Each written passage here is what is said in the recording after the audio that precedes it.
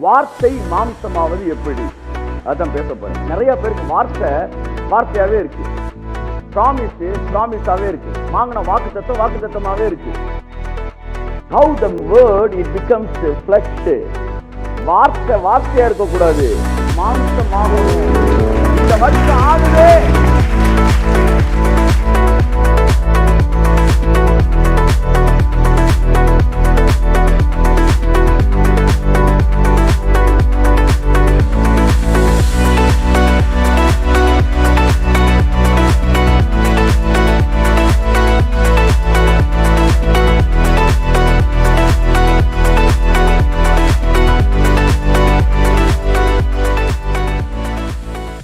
Praise God. Hallelujah. எல்லாரும் உற்சாகமாய் சத்தத்தை உயர்த்தி அல்லேலூயா சொல்லுவோம். அல்லேலூயா, அல்லேலூயா, அல்லேலூயா. தேவனுடைய சபையில் இணைக்கப்பட்டிருப்பது என்பது மிகப்பெரிய ஆசீர்வாதம். பாருங்க, உங்களுடைய லைஃப் பார்ட்னர் தப்பா அமைஞ்சிருச்சுன்னா உங்க எர்த்லி லைஃப் அவுட்டு. உங்க ஸ்பிரிச்சுவல் பார்ட்னர் லீடர் தப்பா அமைஞ்சிட்டா உங்க எட்டர்னல் லைஃபே அவுட்டு. ஸோ 2 பார்ட்னர் ரொம்ப முக்கியம். Right leader, right wife. ஆமாம், பிசாசு அதனால தான் ஆதாமை விட்டு ஏவாளை ஏன் பிடிச்சான்னா, அவன் தலையை பிடிக்கணும்னா கழுத்தை பிடிக்கணும். My beloved brother and sister, நான் விசுவாசிக்கிறேன், நாம் எல்லோருக்கும் தேவன் நல்ல லைஃப் பார்ட்னரையும் கொடுத்துருக்கிறாரு, நல்ல ஸ்பிரிச்சுவல் பார்ட்னரையும் கொடுத்துருக்கிறாரு. We are enjoying eternal life in this earthly life. Hallelujah, hallelujah, praise God, hallelujah.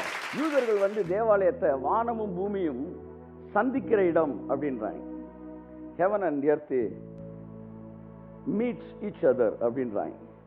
1000 பிரச்சனையோட வரீங்க பாருங்க, தேவன் இறங்கி உங்கள்கிட்ட பேசுறாரு. நீங்க என்ன செய்றீங்க? சந்திக்கிறீங்க கடவுளை. ஆமென் சொல்லுங்க.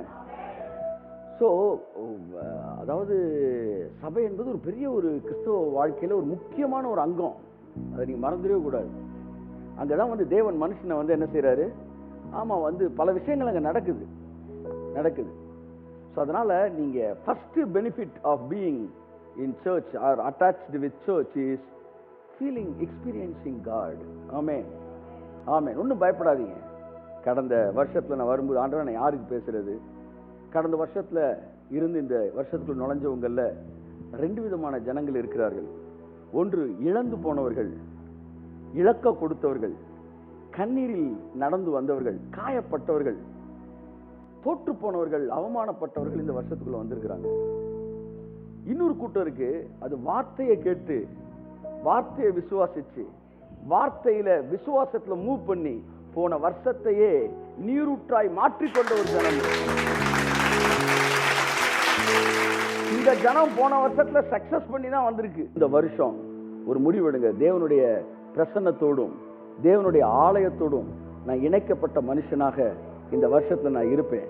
நானும் கர்த்தருடைய ஆலயத்தில் பசுமையான ஒளிவ மரத்தை போல நான் இருப்பேன்.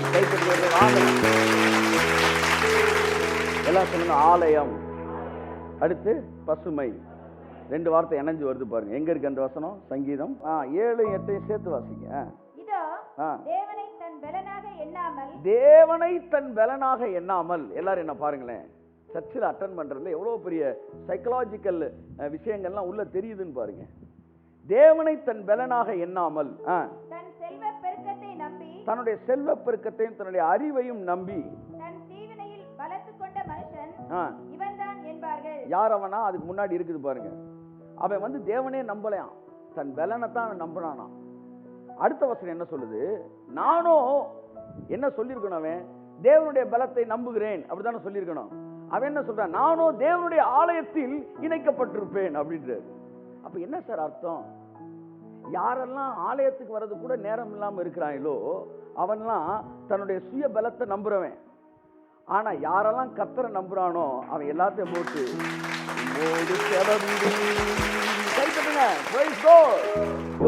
என்ன வார்த்தையை பகிர்ந்து கொள்ள போகிறேன் என்றால், how the word of God it becomes flesh. ஆமென். வார்த்தை மாம்சமாவது எப்படி, அதான் பேச போறேன். நிறைய பேருக்கு வார்த்தையாவே இருக்கு, ப்ராமிஸாவே இருக்கு, வாங்கின வாக்குத்தத்தமாவே இருக்கு. அப்படியே போன வருஷம் முந்தின வருஷம் சின்ன வயசுல தீப்பெட்டி படத்தை சேர்த்த மாதிரி பெரிய வயசுல வாக்குத்தத்த அட்டையா சேர்த்துக்கிட்டு இருக்கான். அட்டையெல்லாம் என்னடான்னு பார்த்தா தீப்பெட்டி அட்டை சேர்த்த பழக்கத்துல இருக்கு. ஏதாச்சும் நடந்திருக்கா அப்படின்னா பைபிளே இன்னும் புது பைபிள் ஆகல, வாழ்க்கை எங்க அப்படின்னு இருக்கு. ஏன்னா the word it remains as a word. ஆவியானவர் சொல்றார், இன்னைக்கு போய் இந்த ஜனங்களுக்கு சொல்லு, how the word it becomes flesh. வார்த்தையா இருக்க கூடாது, மாம்சமாகணும். இந்த வருஷம் ஆகுது, கை தட்டுங்க. ஆமென். ஹalleluya. சோ இந்த வருஷத்தின் துவக்கத்துல வார்த்தை மாம்சமாவது எப்படி, அதாவது how the promises of God it becomes manifestation, it comes to manifestation or it becomes the visible blessing. சொல்லுங்க how the invisible word it becomes visible. ஆமா, இந்த வருஷம் நீங்க கையில வாங்கின வாக்குத்தத்தம் உங்க கண்ணுல பார்க்கறதா மாறும். ஆமா, யாரெல்லாம் வார்த்தையை கேட்கிறானோ அவன் வாயை பார்த்துட்டான். சொல்லுங்க, வார்த்தையை கேட்டவன் வாயை பார்த்துட்டான். அது மேனிஃபெஸ்டேஷனை பார்த்தவன் கையை பார்த்துட்டான். ஆமாம், என் வாய் சொன்னதை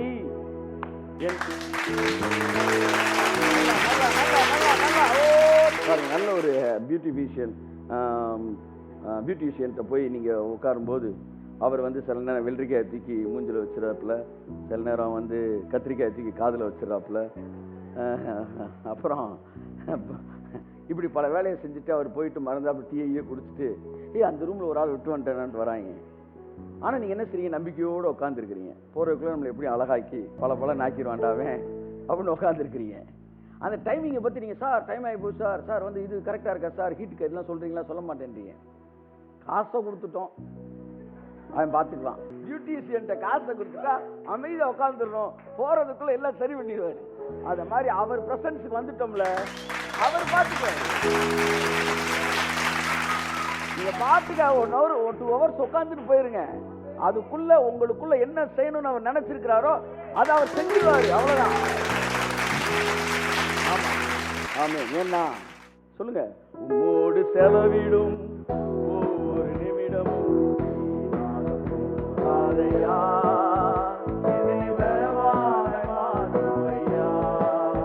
சொல்லுங்க, உம்மோடு செலவிடும் ஒவ்வொரு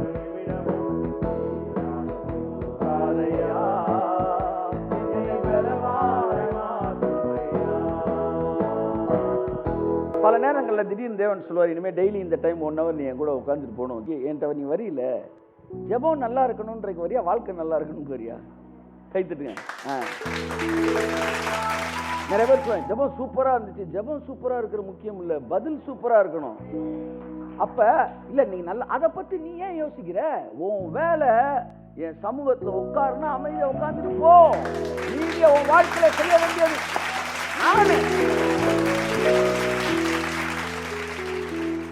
what we need is not excitement, what we need is faith on God. ஆமென். 1 மணி நேரம் ஒண்ணுமே இல்லை, காக்கா கூட ஓடல, பரவாயில்ல, அவர் சொன்ன உட்கார்ந்துட்டோம்ல, அவ்வளவுதான். எகிப்தியர்கள் வந்து இஸ்ரவேல் ஜனங்களுக்கு வார்த்தையை நம்பி போனாங்க. எகிப்தியர்கள் அவ்விதமாய் செய்ய துணிந்து அழிந்து போனார்கள். எப்பவுமே ஒரு மெத்தடை ஃபாலோ பண்றவன் தோத்துருவான், ஆனா வார்த்தையை ஃபாலோ பண்றவன் ஜெயிச்சுருவான். ஆமென். பிரேயர் ரொம்ப எக்ஸைட்டடா இருக்குன்றதெல்லாம் முக்கியம் கிடையாது, பிலீஃப் தான் முக்கியம். நான் உட்கார்ந்துருக்கிறேன், sometimes I may feel God, sometimes I may not feel, but ஒன்று எனக்கு தெரியும், அவர் சமூகத்தில் செலவிடுகிற ஒரு நிமிடமும் வீணான நேரம் கிடையாது. இந்த வருஷத்தை நீங்க பெற்றுக்கொள்ள வேண்டிய மிகப்பெரிய வெளிப்பாடுகளிலே ஒன்று, முதலாவது வெளிப்பாடு என்னவா தெரியுமா இருக்கணும்? இந்த வருஷம் ஃபுல்லா நீ கிராஸ் பண்ணி போறீங்க, ஒன்ன தெரிஞ்சுக்காங்க, அவர் சமூகத்துக்கு நீங்க எத்தனை செகண்ட் செலவழிக்கிறீங்களோ 1 செகண்ட் கூட வேஸ்ட் ஆகாது.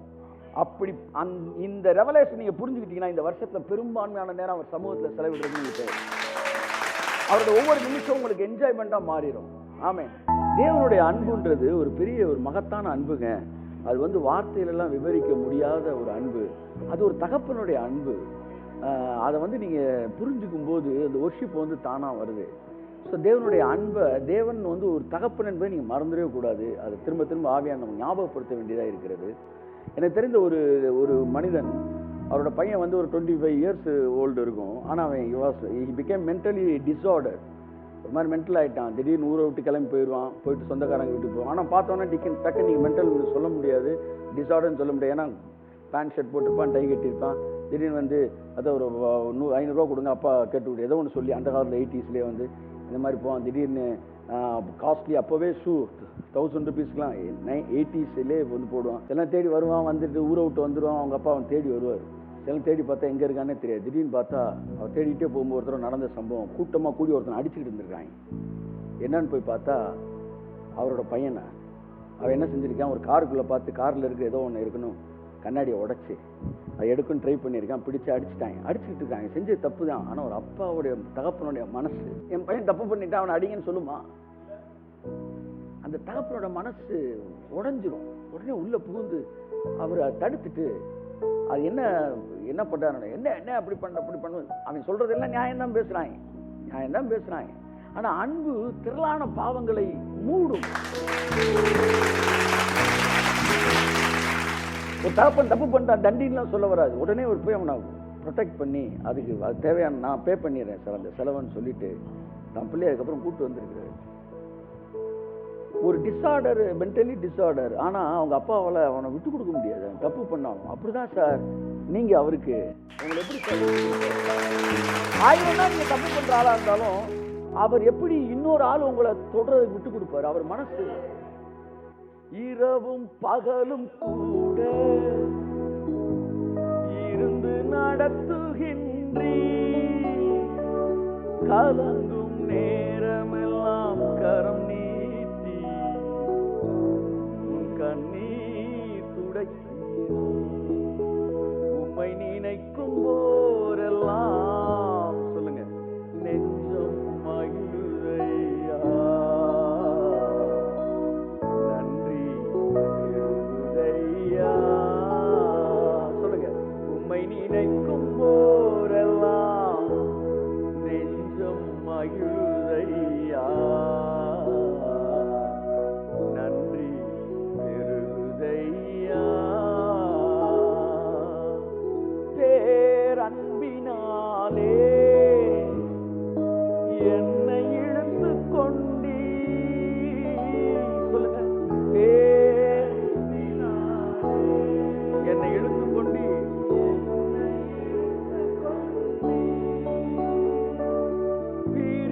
பிரிந்திடாமலே அணைத்துக் கொண்டீ,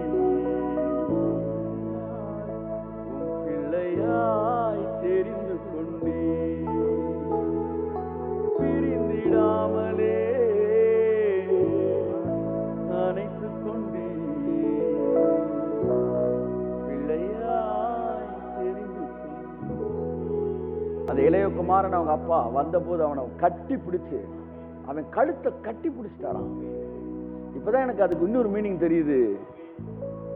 திரும்ப நீ என்னை விட்டு போயிடவே கூடாதுடா. பாருங்க, சிலருக்கு அவரை பார்த்தா உள்ளம்லாம் உருகுது. தாங்க உங்க அப்பாவை பத்தி உங்களுக்கு என்ன சொல்லி கொடுத்தாங்கன்னு எனக்கு தெரியல. ஆனா சரியான முறையில் அவரை பார்த்தீங்கன்னா மனசு கருகாது, பயத்துல இருகாது. அவரை பார்த்தா ஒரு மனுஷன் தப்பா பாட்டு எழுதலாம். உம்மை நினைக்கும் போதெல்லாம், உம்மை நினைக்கும் போதெல்லாம் நெஞ்சம் மகிழுதையா, நன்றி பெறுதையா.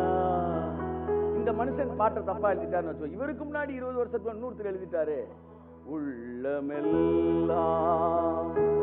உருகுதையோ உத்தமனை நினைக்கையிலே. அப்படி உருகுச்சுன்னா நீங்க பிதாவை பத்தி சரியா பார்த்துட்டீங்கன்னா நீங்க கேட்கிற எல்லா கேள்விக்கும் பதில் கிடைச்சிடும்.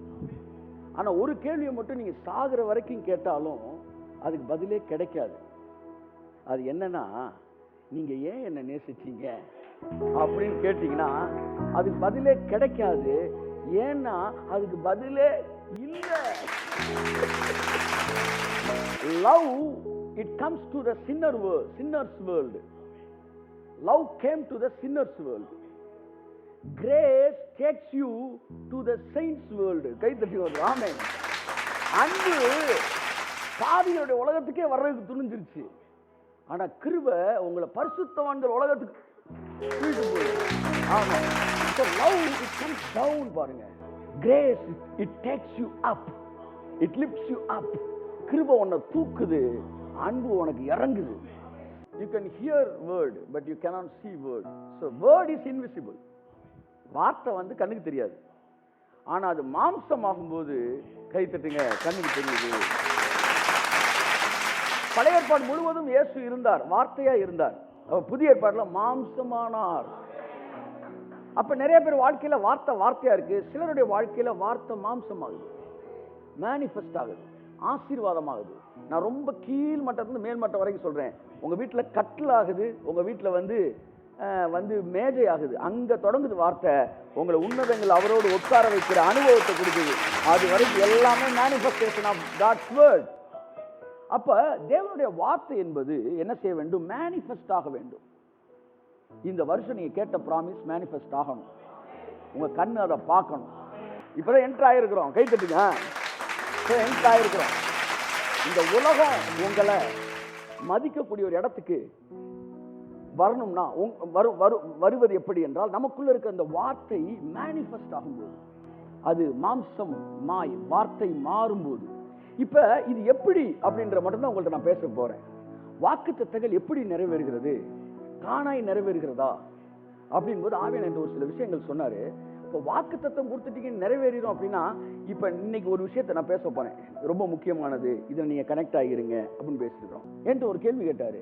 ஆபிரகாம் பார்த்து கர்த்தர் சொல்றாரு, அடுத்த வருஷம் இந்நேரம் நான் வருவேன், அப்ப உன் மனைவியாகிய சாரால் ஒரு குழந்தையை கையிலே அணைத்திருப்பாள். திஸ் இஸ் மை ப்ராமிஸ் அப்படின்றது. உனக்கு ஒரு குழந்தைய தருவேண்டா அப்படின்னு என்ன செஞ்சுட்டாரு? ப்ராமிஸ் பண்ணிட்டு உன்னை சாரால் என்ன செய்யறா? சிரிக்கிறா. ஆபிரகாம் சிரிச்சான், சாராலும் சிரிச்சா. ஆனா ரெண்டு பேருக்கு என்ன வித்தியாசம்னா, ஆபிரகாம் சிரிச்ச ஒத்துக்கிட்டான், சாரால் ஒத்துக்கல. கையத்த அது மேனுஃபேக்சரிங் டிஃபெக்ட். ஆமா, நீங்க கண்ணுக்கு கண்ணு பார்த்து சொன்னாலும் இல்லவே இல்லைன்னு பேசுவாங்க. காட்டு ஒளிவ மரத்துல நீ போய் திராட்சை பழத்தை தேடுற, அதுதான் கழுசடுன்னு உனக்கு தெரியுது. அப்ப என்ன சொல்லிட்டு இருக்கிறேன் உங்களுக்கு? சாரால்டன் எங்கேயோ போய் இங்க வந்துட்டோம் நம்ம. சோ நன்றாக நீங்கள் கவனிக்க வேண்டும். வாக்கு தத்தங்களை கொடுத்த பிறகு உங்க லைஃபுக்குள்ள சில டிசையர்ஸ் தருவாரு. என்ன தருவாரு? ஆமா. இப்ப என் கேள்வி, ஈசாக்கு ஆபிரகாம் பெற்றெடுத்தானா கர்த்தர் கொடுத்தாரா? கர்த்தர் கொடுத்தனால ஆபிரகாம் பெற்றெடுத்தான். அப்படித்தான் உங்களுக்கு ப்ராஸ்பெரிட்டி இந்த வருஷம் தர்றேன்னு சொன்னார்னா, அதை ஒரு பெரிய பொட்டணமா போட்டு உங்க கையில கொடுக்கல. உங்களுக்குள்ள பல ஐடியாஸை கொடுப்பாரு, பல ஆசைகளை கொடுப்பாரு, பல புதிய கதைகளை திறப்பாரு, நல்ல உறவுகளை கொடுப்பாரு, நல்ல ஐடியாக்களை கொடுப்பாரு, ஆதிக்கு ஒபீடியன்ஸை ஏற்படுத்துவாரு. அதை நீ செயல்படுத்த ஆரம்பிக்கும் போது தேவனுடைய வாக்குத்தத்தம் உனக்கு முன்னாடி நிறைவேறுவதை கண்கள் பார்க்கும், கரங்கள் பார்க்கும். ப்ராமிஸ் உனக்குள்ள வந்து அது என்ன செய்யுதுன்னா, உனக்குள்ள இருந்து அது உனக்குள்ள பெனிட்ரேட் ஆகி அது உள்ள இருந்து மேனிஃபெஸ்ட் ஆகுது. வார்த்தை மாம்சமாச்சு. இந்த வார்த்தை இங்க இருக்கு, மாம்சம் இங்க இருக்கு. இதுக்கு இடையில யார் இருக்கா? மரியாள் இருக்கா? மரியாள் தேவையா? அப்ப வார்த்தை மாம்சமாகிறதுக்கு இடையில ஒரே ஒரு சத்தம் தேவைப்படுது. என்ன சத்தம்? இதோ ஆண்டவருக்கு அடிமை, உம்முடைய வார்த்தையின் வழியே எனக்கு ஆக கடவது என்கிற சத்தத்தை தேவன் உன் வாழ்க்கையில கேட்க விரும்புகிறார். கை தட்டுங்க, சொல்லுங்க, இதோ ஆண்டவருக்கு அடிமை, ஆண்டவருக்கு அடிமை, இந்த வார்த்தையின் வழியே எனக்கு ஆக கடவது. கை தட்டி